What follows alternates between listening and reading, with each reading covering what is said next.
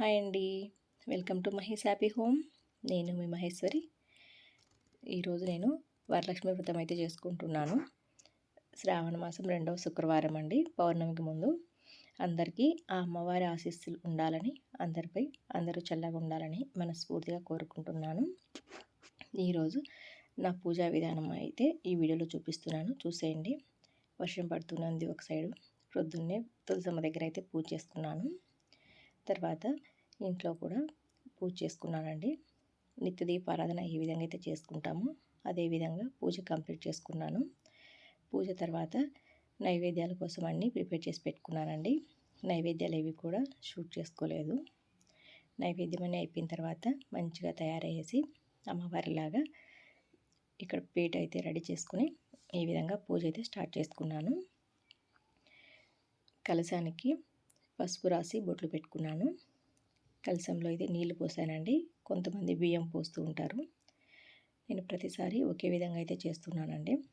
అందులో కొద్దిగా పసుపు, కుంకుమ, కొన్ని అక్షింతలు, సుగంధ ద్రవ్యాలండి. జవ్వాది పౌడర్, ఇది మనకు ఎక్కడైనా షాప్లలో దొరుకుతుందండి. పూజా సామాన్లు అయితే 1 రూపీ కాయిన్ కూడా వేసాను ఇందులోనే. కలశంలోకి మామిడి ఆకులు ఉంటే మామిడి ఆకులు పెట్టుకోండి. మామిడి ఆకులు లేకపోతే తమలపాకులు కూడా పెట్టుకోవచ్చండి. మనకు ఏది వీలు ఉంటే అది. నేనైతే ఇక్కడ మామిడి ఆకులు పెడుతున్నాను, ఒక 5 ఆకులు. తర్వాత కొబ్బరికాయ కూడా కొద్దిగా పసుపు రాసేసి కుంకుమ బొట్లు అయితే పెట్టుకున్నానండి. బ్లౌజ్ పీస్ని ఈ విధంగా అయితే కోన్ షేప్లో ఫోల్డ్ చేసి పెట్టుకున్నాను. ఇవన్నీ కూడా ముందే ప్రిపేర్ చేసి పెట్టుకున్నాను. మనకి ఎవరో ఒకరు హెల్ప్ చేస్తూ ఉంటే తొందరగా అయిపోతుందండి. మనకి ఇక్కడ అన్నీ రెడీ చేసుకోవడానికే టైం పడుతుంది ఎక్కువగా. ఒక్కరు ఉంటే అన్ని దగ్గర ఉన్నా కానీ చాలా హడావుడి అనిపిస్తుంది. కాస్త ఏది మర్చిపోతామో వెనక ముందు అనుకుంటూ కాస్త టెన్షన్ కూడా ఉంటుంది. ముందుగానే అన్నీ రెడీ చేసి పెట్టుకున్నాను నేను ఒకే దగ్గర. ప్రతిసారి లేవకుండా ఒకసారి కూర్చున్న తర్వాత పూజ దగ్గర అని అన్నీ ఈ విధంగా రెడీ చేసుకొని చేస్తున్నాను. కలశానికి కూడా తోరం అనేది కట్టేశానండి. ఒక తమలపాకు, 2 పువ్వులు పెట్టేసి తోరం కట్టేశాను. ఇప్పుడు కలశానికి అయితే వస్త్రం వేస్తున్నానండి. అదేవిధంగా లక్ష్మీ అమ్మవారి ఫోటో కూడా తోరము పువ్వులతోటి అలంకరించి పెట్టుకున్నాను. కలశానికి కూడా ఒక పువ్వు పెడుతున్నానండి. మనం కలశం అనేది మాటి మాటికి కూడా ముట్టుకోకూడదండి. ఒకసారి అలంకరణ కంప్లీట్ అయిపోయిన తర్వాత కలశ పూజ చేసేసుకుంటే మనం మళ్ళీ కలశం కదిలించే వరకు కూడా అలాగే ఉండాలి. అందుకని కాస్త పెట్టుకునేటప్పుడే అడ్జస్ట్ చేసుకుంటూ కాస్త నీట్గా పెట్టుకోవాలి. అది కదులుతూ ఉండకుండా నీట్గా సెట్ చేసుకోవాలి. కలశం మీద అయితే గాజులు కూడా పెట్టేసుకున్నాను. ఇది నెక్లెస్ నేను వేసుకునేదే అండి. పసుపులో ఒకసారి పాలలో కడిగేసి అమ్మవారికి అయితే ఈ విధంగా పెట్టుకున్నానండి. రూపు అయితే కొనలేదు ఈసారి, పోయినసారి కూడా కొనలేదండి. మనకు ఉన్నంతలోనే ఎక్కువ హంగులు ఆర్భాటాలు చేసుకోకుండా చాలా సింపుల్గా కూడా వరలక్ష్మి వ్రతం అయితే చేసుకోవచ్చండి.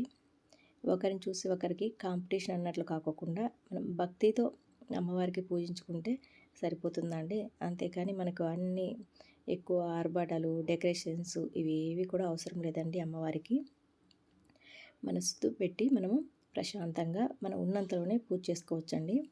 ఎక్కువ ఖర్చు కూడా ఏమి అవ్వదు. పువ్వులు వాయనం కోసం, పూజకు వాయనం ఇవ్వడానికి అంతే అండి. చాలా సింపుల్గా చేసుకోవచ్చు. ఇక్కడ గణపతిని అయితే రెడీ చేసి పెట్టుకున్నానండి. తమలపాకు మీద పసుపు గణపతిని. మనం ఏ పూజలు వ్రతాలు చేసినా కానీ మొట్టమొదటిగా గణపతిని అయితే పూజించాలి. గణపతి కూడా పసుపు, కుంకుమ, అక్షింతలు, పువ్వులు, వస్త్రంతో అయితే అన్ని రెడీ చేసి పెట్టుకున్నాను.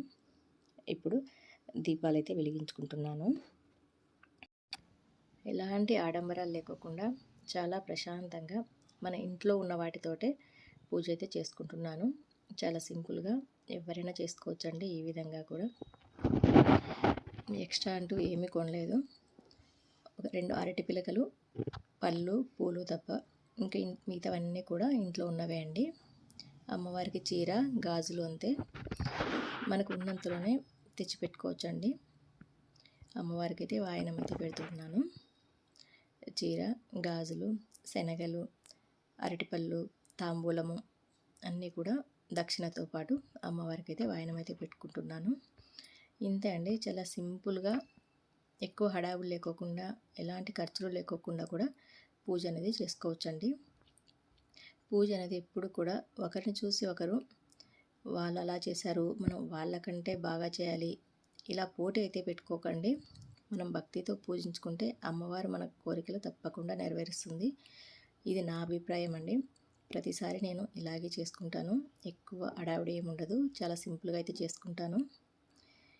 నా మొహంలో నవ్వు గమనించారా మీరు? ప్రతిసారి కూడా పూజ నేను ఒక్కదాన్నే చేసుకుంటానండి. పూజ టైంకి కూడా ఇంట్లో ఎవ్వరు ఉండరు, ఒక్కదాన్నే చేసుకుంటుంటాను. ఈసారి పూజ టైంకి మా ఆయన కూడా వచ్చాడు, బయట పని చేసేసుకొని కంప్లీట్ అయిపోయి. అందుకు చాలా హ్యాపీగా ఉన్నాను నేనైతే. పూజలు కాస్త అలా పక్కన కూర్చుంటే ఆ హ్యాపీయే వేరు కదా.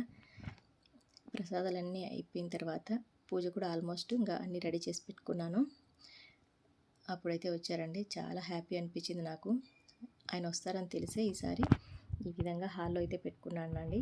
ప్రతిసారి పూజ రూమ్లోనే పెట్టుకుంటాను.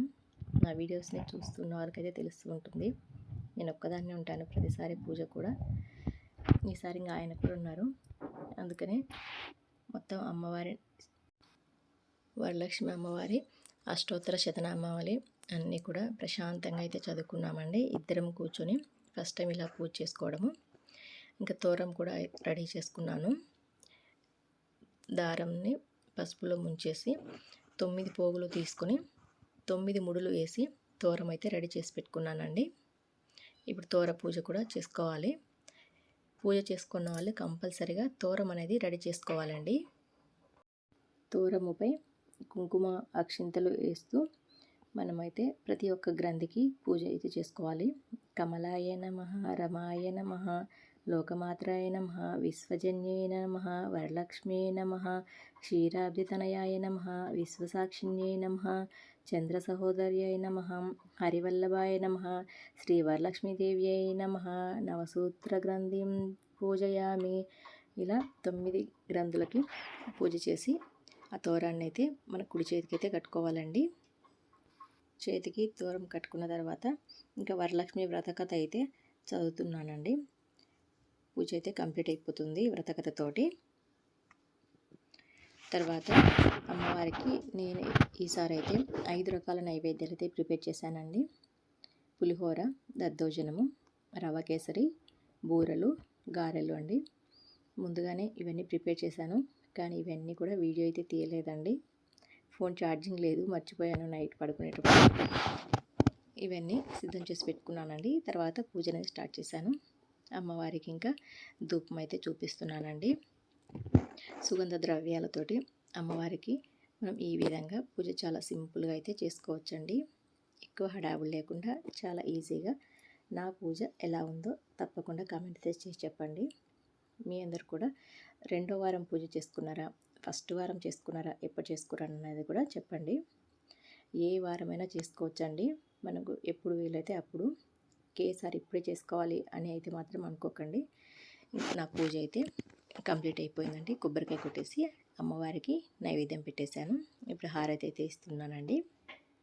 వచ్చిందమ్మ శ్రావణ లక్ష్మి, వరములనొసగే శ్రీవరలక్ష్మి, ఆహ్వానించి ఆసనమిచ్చి నోముల వ్రతములు చేయండమ్మ, ముంగిట ముగ్గులు పెట్టండమ్మ, పేరంటాలను పిలవండమ్మ, పసుపు కుంకుమ గంధాక్షితలతో దేవికి పూజలు చేయండమ్మ, ధూపదీప నైవేద్యములొసగి మంగళహారతి పాడండమ్మ, వచ్చిందమ్మ శ్రీవరలక్ష్మి, వరములనొసగే శ్రావణలక్ష్మి.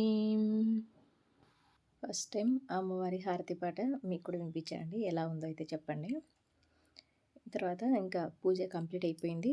ఇంకా ఈయన తినేసి బయటికి వెళ్ళిపోతాడని చెప్పి ఫస్ట్ అయితే ఈయన కాలు మొక్కి ఆశీర్వాదం అయితే తీసుకుంటున్నాను. మనం ఏ పూజ చేసినా కంపల్సరీగా వాళ్ళ ఆశీర్వాదం అయితే మనకు ఉండాలి. పూజ అయితే సక్సెస్ఫుల్గా కంప్లీట్ అయిపోయిందండి. ఎలా ఉందన్నది తప్పకుండా కామెంట్ చేసి చెప్పండి.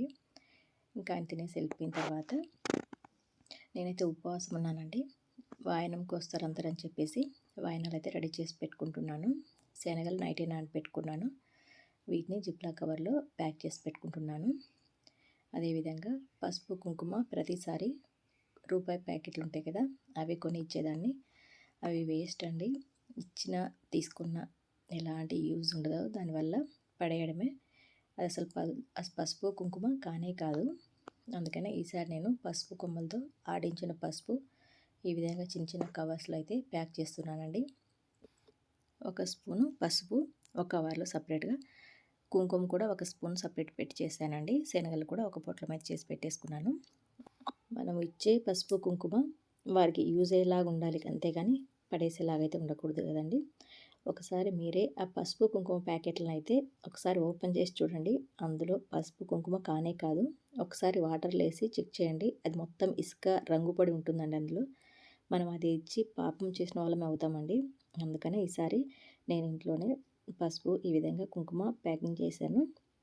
వాయనంలోకి 2 తమలపాకులు, 1 వక్క, 1 రూపీ కాయిన్, అలాగే మనం ప్రిపేర్ చేసుకున్నటువంటి పసుపు కుంకుమ శనగల ప్యాకెట్, 1 పువ్వు, 2 అరటిపళ్ళు, 1 అర డజన్ గాజులు, ఇవైతే వాయనం ఇస్తున్నానండి. అవన్నీ రెడీ చేసుకున్న వెంటనే అమ్మవారు అయితే మా ఇంటికి వచ్చింది. ఫస్ట్ టైము అంటే పూజ అయిపోయిన వెంటనే మొట్టమొదటిగా వచ్చిన అమ్మవారండి. ప్రతి ఒక్కరికి అమ్మవారి స్వరూపంగా భావించి కాళ్ళకు నిండుగా పసుపు అనేది రాయాలండి. ఎక్కడ కూడా కాళ్ళకి గ్యాప్ అనేది లేకోకుండా పసుపు అనేది కాళ్ళ నిండుగా రాయాలి. వెనక వేళ్ళ మధ్యలో అందుకు కూడాను. ఏజ్ చిన్న పెద్ద అని చూసుకోకుండా ఎవరైనా సరే పసుపు రాసి బొట్టు పెట్టి గంధం ఇవన్నీ కూడా ఇచ్చిన తర్వాతే వాయనం అనేది ఇవ్వాలండి. మన పసుపు కుంకుమలు ఎంత బాగా అయితే ఇస్తామో అమ్మవారి స్వరూపంగా భావించి మనకు కూడా పసుపు కుంకుమలు నిండు నూరేళ్ళు ఉంటాయని నమ్మకం. వాయనం అయితే ఇచ్చేసానండి. ఇస్తేనమ్మ వాయనం, పుచ్చుకుంటేనమ్మ వాయనం అని 3 సార్లు చెప్పేసి వాయనం అయితే కంప్లీట్ చేసేసుకున్నాము. కొన్ని అక్షింతలు ఇచ్చేసి చిన్న పెద్ద తేడా లేకుండా ఆశీర్వాదం అయితే తీసుకోవాలి. Thanks for watching.